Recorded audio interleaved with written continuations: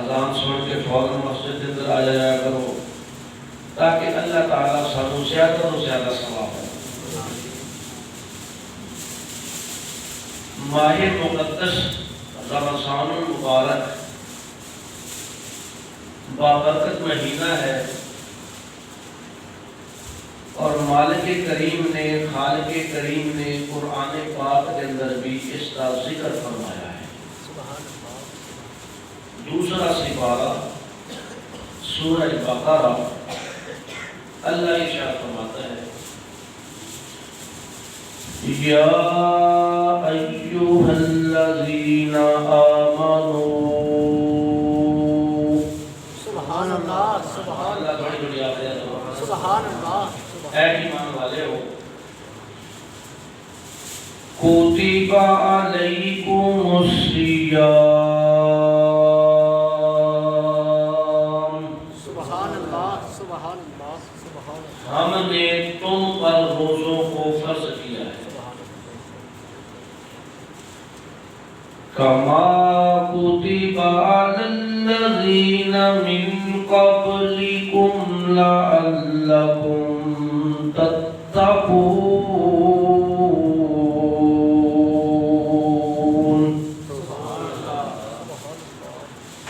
اے ایمان والو، ہم نے تم پر روزوں کو فرض فرمایا ہے،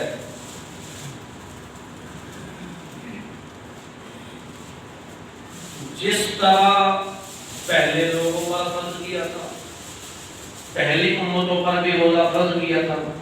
اے ایمان والو، روزے تم پر فرض ہے، لعلکم تتقون، روزہ اس لیے تم پر فرض کیا ہے تاکہ تم متقی بن جاؤ، پرہیزگار بن جاؤ۔ سبحان اللہ، سبحان اللہ، سبحان اللہ، روزہ متقی بننے کی، پرہیزگار بننے کی، نیک بننے کی ایک تربیت ہے، نشست ہے۔ اگر بندہ روزہ رکھ کر بھی اللہ کی رحمت حاصل نہ کر سکے، اللہ تعالیٰ کی بارگاہ سے بخشش نہ حاصل کر سکے، تو پھر سوچنے کی بات ہے کہ بندے کا عمل کس کھاتے میں گیا، کس طرف گیا۔ روزہ ہمیں متقی بناتا ہے، پرہیزگار بناتا ہے، ہمیں نیکی کا درس دیتا ہے۔ سید پیر کرم علی شاہ صاحب رحمۃ اللہ علیہ، جنہوں نے تفسیر ضیاء القرآن لکھی ہے، وہ فرماتے ہیں کہ اس آیت کی تفسیر میں کہ انسان تو غور کر، فکر کر اپنے روزے پر، اپنے روزے میں، کیوں؟ جب تیرا روزہ ہوتا ہے تو تو اللہ کی رضا کے لیے جو تجھ کو رب نے حلال چیزیں بتائی ہیں تو ان سے رک جاتا ہے۔ روٹی حلال ہے نا، ہمارا روزہ ہے، ہم ہونے کے باوجود کھاتے نہیں، کیوں؟ ہمارا اللہ ناراض نہ ہو جائے۔ پانی حلال ہے، طیب ہے، طاہر ہے، ہمیں پینے پر قدرت بھی ہے، دستیاب ہے، مگر ہم پیتے نہیں، روزے دار، کیوں کہ ہمارا اللہ ہم پر ناراض نہ ہو جائے۔ اور بھی اس طرح کے کئی قسم کے معاملات ہیں جن کو ہم کر سکتے ہیں مگر کرتے نہیں، کیونکہ ہمارا اللہ ہم پر ناراض نہ ہو جائے۔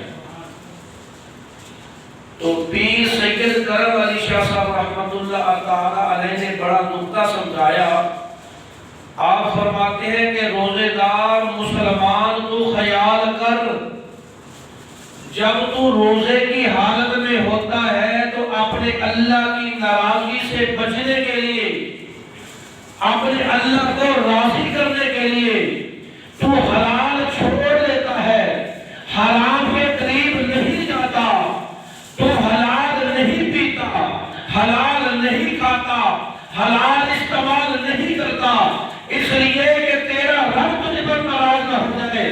تو اپنے رب کی ناراضگی سے بچنے کے لیے روزے کی حالت میں حلال سے بچتا ہے، لیکن جب رمضان چلا جائے تو اپنے رب کی ناراضگی سے بچنے کے لیے تو حرام کو کیوں نہیں چھوڑتا؟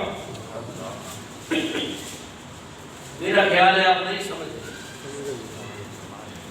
فرماتے کہ دیکھو جب ہم روزے کی حالت میں حلال نہیں کھاتے تو جب رمضان شریف چلا جائے تو ہمیں اس وقت بھی خدا یاد ہونا چاہیے کہ جب ہم حلال کے قریب نہیں جاتے اپنے رب کے حکم پر عمل کرتے ہوئے تو ہمیں بغیر روزے کی حالت میں رمضان شریف کے علاوہ اللہ کے حکم کی نافرمانی سے بچنے کے لیے حرام بھی نہیں کھانا چاہیے۔ اب تو سبحان اللہ کہتے ہیں، سبحان اللہ۔ کہ دیکھو کہ جب روزے کی حالت میں ہم حلال نہیں کھاتے تو یہی بات سمجھائی گئی ہے اے مسلمان بالخصوص نوجوان کہ تو روزے کی حالت میں حلال نہیں کھاتا تو جب روزہ چلا جائے، رمضان چلا جائے، پھر حرام کے قریب کیوں جاتا؟ حرام کے قریب بھی نہیں جانا، کیونکہ تیرا اللہ اس طرح تجھ پر ناراض ہوتا ہے۔ تو یہ فلسفہ ہے روزے کا کہ روزہ ہمیں سبق دیتا ہے کہ بس اللہ کی رضا پر عمل کرنا ہے، جس بات پر رب راضی ہو اس بات پر اپنا سب کو جمع دینا ہے، اور جس بات سے رب ناراض ہو اس بات کے قریب ہم نے کبھی ہرگز نہیں جانا۔ پیارے آقا علیہ الصلوۃ والسلام فرماتے ہیں یہ مہینہ ایک دوسرے کے ساتھ غم خواری کا مہینہ ہے کہ ہم غم خواری کریں، محبت کریں، دوسروں کا خیال رکھیں، فقراء کی مدد کریں، غرباء کی مدد کریں، مساکین کی مدد کریں اور دوسروں پر ترس کھائیں، غریب کی ضرورت کو پورا کرنے کی کوشش کریں تاکہ اللہ تعالی اس غم خواری کی وجہ سے تمہیں آخرت کے غموں سے محفوظ فرمائے۔ نبی کریم رؤوف الرحیم صلی اللہ علیہ وآلہ وسلم، پیارے آقا کریم صلی اللہ علیہ وآلہ وسلم نے ارشاد فرمایا اگر اس مہینے میں کوئی کسی روزے دار کا روزہ افطار کرا دے تو اللہ تعالیٰ روزہ افطار کرانے والے کو روزے دار کے برابر ثواب عطا فرماتا ہے۔ سبحان اللہ، سبحان اللہ، سبحان اللہ۔ صحابہ نے عرض کیا یا رسول اللہ صلی اللہ علیہ وسلم، میرے آقا اگر کسی کے پاس پیٹ بھر کر کھانا کھلانے کی ہمت نہ ہو تو، اگر کسی کے پاس تو غریب بندہ ہے نا، وہ نہیں مولوی کو بجا سکتا، وہ کی کرے؟ یا رسول اللہ اگر کسی کے پاس کھانا پیٹ بھر کر کھلانے کی ہمت نہ ہو تو، پیارے آقا علیہ السلام نے فرمایا یہ ثواب پیٹ بھر کر کھانا کھلانے پر نہیں بلکہ اگر کوئی ایک کھجور سے کسی کا روزہ افطار کرا دے یا ایک گھونٹ لسی کا بھی پلا دے تو اللہ تعالیٰ اس پر بھی ثواب عطا فرماتا ہے۔ سبحان اللہ، سبحان اللہ، سبحان اللہ۔ لیکن شرط یہ کہ نیت خاص اللہ کی رضا، اللہ کی رضا اگر نہ ہو،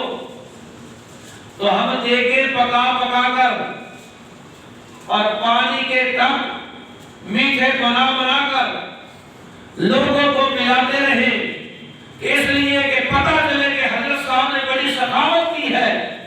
تو اللہ تعالیٰ کو یہ منظور نہیں ہے، لیکن اللہ کی رضا ہو، چاہے سادہ پانی کا گھونٹ ہو یا ایک کھجور ہو، اللہ کی رضا کے لیے روزے دار کا روزہ افطار کرا دیا جائے۔ نبی کریم علیہ السلام نے فرمایا اللہ تعالیٰ روزہ افطار کرانے والے کو روزے دار کے برابر ثواب عطا فرماتا ہے۔ پیارے آقا نے فرمایا کہ رمضان المبارک میں روزے داروں کے لیے، حضور کی امت کے لیے آسمانوں کے دروازے کھول دیے جاتے ہیں، جنت کے دروازے کھول دیے جاتے ہیں، اور دوزخ کے دروازوں کو بند کر دیا جاتا ہے۔ جب رمضان المبارک کی پہلی رات ہوتی ہے، جنت کے اندر ایک بڑی پیاری ہوا چلتی ہے، سبحان اللہ سبحان اللہ۔ اللہ فرشتوں کو حکم دیتا ہے، اے فرشتوں آج جنت کو بنا دو، سنوار دو، معطر کر دو، مطہر کر دو، اس میں خوشبوئیں بکھیر دو۔ حوران جنت کو حکم ہوتا ہے کہ بند سمجھ جاؤ، اور وہ جنت کے بالا کھانوں پر کھڑی ہو جاتی ہے۔ جنت میں بڑی پیاری خوشبوئیں اور ہوائیں ہوتی ہیں۔ حوران جنت بھی عرض کرتی ہے کہ یا اللہ کیا آج قیامت آ گئی ہے یا قیامت آج ہی ہے؟ جو جنت کو آراستہ کیا جا رہا ہے، جو جنت کو پیراستہ کیا جا رہا ہے، جنت کو سنوارا جا رہا ہے، جنت میں خوشبوئیں بکھیری جا رہی ہے، مسیرہ نامی ہوا جنت میں چلتی ہے جس میں بڑی پیاری پاکیزہ خوشبو ہوتی ہے۔ وہ پوچھتی ہے کہ یا اللہ کہ آج قیامت آ گئی ہے کہ تیرے نبی محمد کے غلام آنے والے ہیں۔ یہ جنت میں کیسی ہلچل ہے، جنت میں کیسا سامان ہے، جنت میں آج کیسی رونق لگ رہی ہے، یہ کیا بات ہے؟ تو بتایا جاتا ہے اے حوران جنت میرے محمد مصطفیٰ نبی مکرم صلی اللہ علیہ وسلم کے غلاموں کی غلاموں، آج قیامت نہیں آئی، ابھی وہ آنے والے نہیں ہیں، آج زمین پر رمضان شریف کا مہینہ آیا۔ ابھی زمین پر رمضان شریف کا مہینہ آیا ہے، رمضان شریف کی برکتیں زمین پر اتر رہی ہے، اس وجہ سے جنت کو حکم ہو رہا ہے پر سمجھ جا، اور اسے سنوارا جا رہا ہے، اس میں خوشبوئیں بکھیری جا رہی ہے۔ رمضان کی برکتیں ہیں، ادھر جنت کو سنوارا جا رہا ہے، بتایا جا رہا ہے اے محمد کے امتی روزے دارو، تم روزہ رکھو، سحری کرو، افطاری کرو، نماز پڑھو، قرآن پڑھو، توبہ کرو، سخاوت کرو، اور تم ایسی حالت میں اللہ کی بارگاہ میں آ جاؤ، یہ جنت تمہارا انتظار فرما رہی ہے۔ سبحان اللہ سبحان اللہ سبحان اللہ۔ یہ روزے داروں کے مقام ہے۔ آسمانوں کے دروازے کھلنے، محدثین نے اس کا حقیقی معنی بھی لیا اور مجازی معنی بھی بیان فرمایا۔ فرمایا آسمان کے دروازے کھلنے کا مطلب یہ ہے کہ اللہ کی رحمت کے دروازے کھل گئے ہیں۔ سبحان اللہ سبحان اللہ سبحان اللہ۔ جنت کے دروازے کھول دیے جاتے ہیں۔ جنت کے دروازے کھولنے کا مطلب یہ ہے کہ حضور کے امتی کو نیکیوں کی توفیق ملتی ہے۔ دوزخ کے دروازے بند کیے جاتے ہیں۔ دوزخ کے دروازے بند کرنے کا مطلب یہ ہے کہ بندہ گناہوں سے محفوظ ہو جاتا ہے، بندے کی گناہوں سے حفاظت ہوتی ہے۔ تو یہ سارا کچھ اللہ تعالیٰ نے اپنے حبیب کے امتی روزے داروں کے لیے فرمایا ہے۔ سبحان اللہ سبحان اللہ۔ یہ ہے رمضان المبارک، سبحان اللہ۔ یہ ہے رمضان شریف کی برکتیں۔ نبی کریم علیہ السلام نے فرمایا جنت کے 8 دروازے ہیں. کتنے؟ 8 دروازے. ان میں سے ایک دروازے کا نام ہے باب الریان. ریان. تو سرکار فرماتے ہیں یہ دروازہ صرف روزے داروں کے لیے ہے. سبحان اللہ سبحان اللہ سبحان اللہ. کل جب قیامت کا دن ہوگا سارے لوگ جنت کے سامنے کھڑے ہوں گے. کسی کو نماز والے دروازے سے آواز آئے گی, سبحان اللہ. کسی کو سخاوت والے دروازے سے آواز آئے گی, کسی کو شہادت والے دروازے سے آواز آئے گی. اے شہید اس دروازے سے گزر جا, اے نمازی اس دروازے سے گزر جا, اے غازی اس دروازے سے گزر جا, اے مجاہد اس دروازے سے گزر جا, اے عالم اس دروازے سے گزر جا. نبی کریم علیہ السلام نے ارشاد فرمایا جب قیامت کا دن ہوگا جو باب الریان ریان دروازہ ہے اس سے آواز آئے گی اے امت محمدی کے روزے دار اس دروازے سے گزر جا. اے امت محمدی کے روزے دار تو اس دروازے سے گزر جا. جب یہ باتیں ہوئی اور احادیث میں اس طرح روایات ملتی ہیں کہ صحابہ سوچنے لگے کیا کوئی ایسا بندہ بھی ہوگا جس کو سارے دروازوں سے آواز آئے گی. حضرت ابو بکر صدیق بھی عرض کرنے لگے کہ اس کا تو مقصد ہی نہیں کہ سارے دروازوں سے آوازیں آئیں, مقصد تو جنت میں جانا ہے, چاہے اللہ کسی دروازے سے بلا لے, چاہے اللہ کسی دروازے سے بلا لے, جنت میں جانا ہے, رب کی رحمت حاصل کرنا ہے. لوگوں نے عرض کیا یا رسول اللہ کیا کسی کا ایسا عمل بھی ہے جس کو 8 دروازوں سے آواز آئے گی؟ میرے آقا علیہ السلام نے ارشاد فرمایا ہاں وہ میرا یار ابو بکر صدیق ہے جس کو قیامت کے دن جنت کے سارے دروازوں سے آوازیں آئیں گی. وہ میرا یار ابو بکر ہے جس کو جنت کے سارے دروازوں سے آوازیں آئیں گی. ابو بکر ادھر سے گزر جا, ابو بکر ادھر سے آ جا, ابو بکر ادھر سے آ جا. پتہ چلا ابو بکر کے پاس تمام ایسے عمل موجود ہیں جن کی وجہ سے ابو بکر.